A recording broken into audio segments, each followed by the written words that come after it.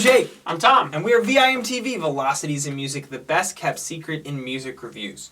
A couple of years ago, in February 2012, an electronic artist named Polica came out with their first album, Give You the Ghost. And there was a number of tracks on this album that I have been hearing since then on my local indie radio station, played here in Ames, Iowa. Yes, we do have indie music in Ames, Iowa. It's true. We aren't all cowboys listening to country music wrangling cattle. It's true. They're not cows, it's cattle. Yeah. But that album, Give You the Ghost, I mean, it was interesting because that came out in February 2012, which is also when King of Limbs came out, or was that 2011? Oh, that was 2011. That was 2011. Well, anyways, you know, the Radiohead's trying to give up the ghost. They're trying to give you the ghost, which I thought was pretty interesting. They should get together and have a ghost party. Yeah, that's a terrible idea. I don't even know what that means. Actually, but it would be an interesting sound because, I mean, Radiohead has definitely gone for this kind of vogue motif before.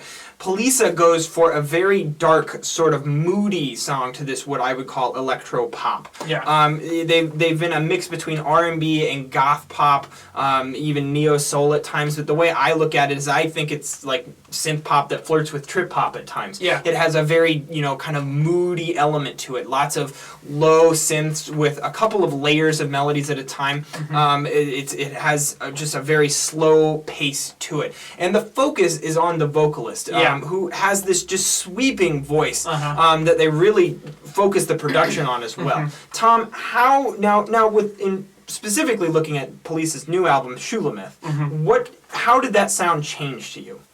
To me, it got a little bit brighter, but at the same time, like in the production, I would say, but at the same time, it's very hard to describe, I would say, because it's definitely an evolution between the first album and the second album. And I'd say for the most part on Shulamith, what I noticed is that it just didn't have the same level of melody. That's very true. I think that the big thing about now I want to say give up the ghost. The big thing about give you the ghost is that I think that almost every vocal melody was just killer, and it really wrangled you in, to use a word from earlier. But I'm thinking about wrangling cattle now. But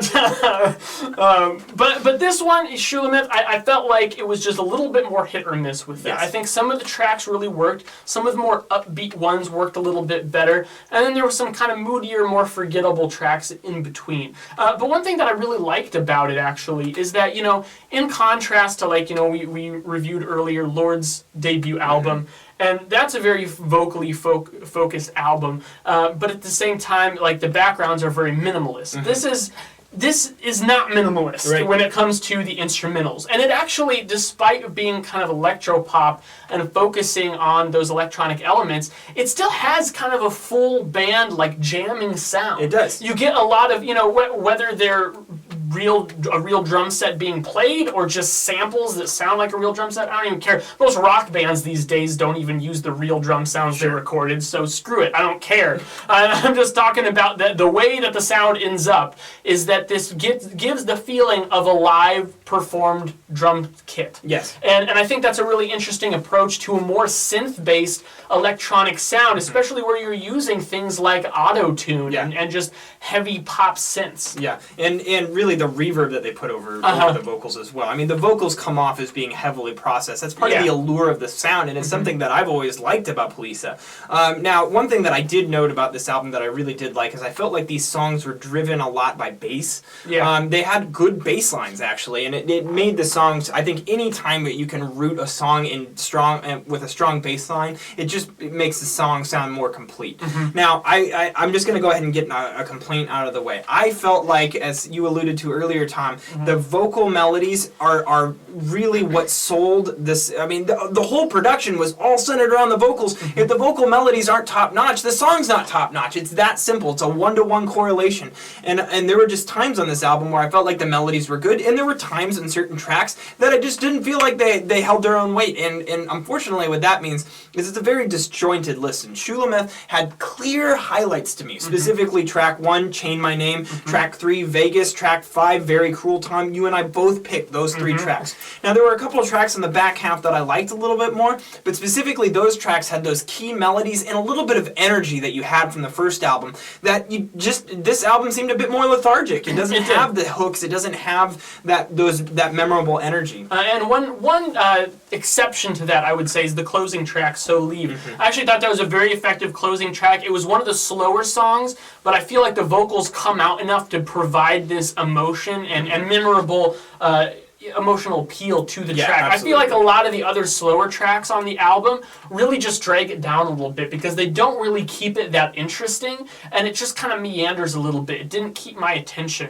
Really, it's the more upbeat songs that had, and they could still be dark even. I would say track 5, Very Cruel, kind of a darker track, but it was the track that was most trip-hop. I mean, it's naturally darkly mooded. Yeah, but it still was upbeat enough, and the melody was hooky and memorable enough to really grab my attention, but just not every track did that. And it was primarily the front half of the album that really kept me going through the back half. Now, to add insult to injury, whenever you have a front half of the album holding weight more so than the back half, I always have to look, what are they doing here that's making my experience different? Well, one of the things that I found here is this is extremely formulaic. They are really following a set structure on all of these tracks.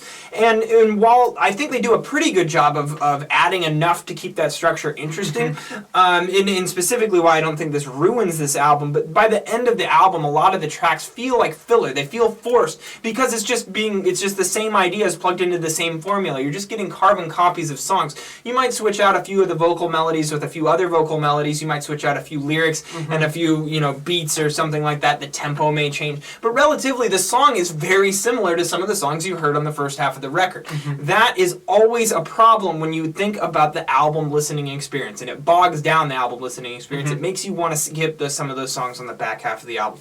Never a good thing. I want to tell a good story that I think makes sense. I like with stories. This, because tell me a story. Here's the deal. I think that this album would have benefited from taking out a couple of tracks and then even paring down what was there. Finding some moments where they could really simplify and minimize things to make them more effective. And the story I wanted to tell from that point of view is my favorite artist, Prince. I actually really don't like Prince very much, but he's still a genius in his own right. We'll take all your Prince requests right now.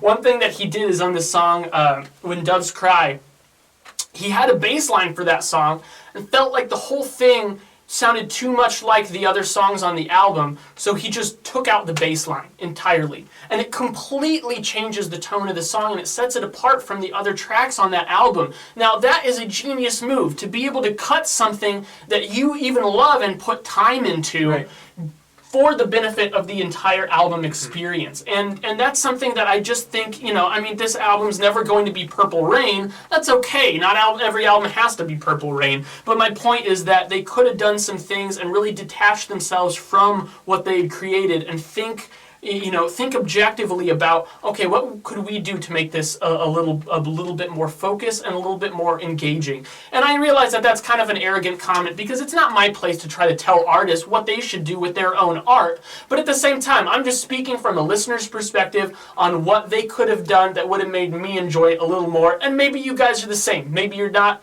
That's fine. This is what this discussion is all about. Well, critiquing music is inherently arrogant to begin with. That's a good point. To think and advocate on the behalf of music and your opinion stands. I'll take that as an opportunity to say, we don't ever want you guys to take our opinions as law. Go out and listen to music for yourself, come up with your own ideas, and tell us about them, because that's really what it's all about. If we love an album and offer it to you and say, you guys gotta go check this out, and then you hate it, your opinion is just as valid as ours. We're just two guys behind a camera. Speaking of which, on Shulamith, I didn't like this album very much. There was 2 hit or miss for me, and I'm going to go 68. The only reason I'm not going to go lower than that, Tom, is because I feel like the tracks that did stand out were actually pretty enjoyable. Otherwise, I would probably be low 60s to high 50s on this. I'm going even 70. Okay. So that gives this a 69 from Velocities of Music. An upper 60s album is an album that has some really good qualities or really good tracks and has a lot of other problems that kept it out of that solid range of the mid to upper 70s and that awesome have to recommend range of in the 80s. What did you guys think of Polica's second album, Shulamith? Let us know that and your favorite Prince album at www.velocitiesofmusic.com or youtube.com/velocitiesofmusic. As always, follow us on Twitter, like us on Facebook, and let us know what albums you'd like to see us review on this YouTube channel. I'm Jake. I'm Tom. And we are VIMTV, moving music critique forward.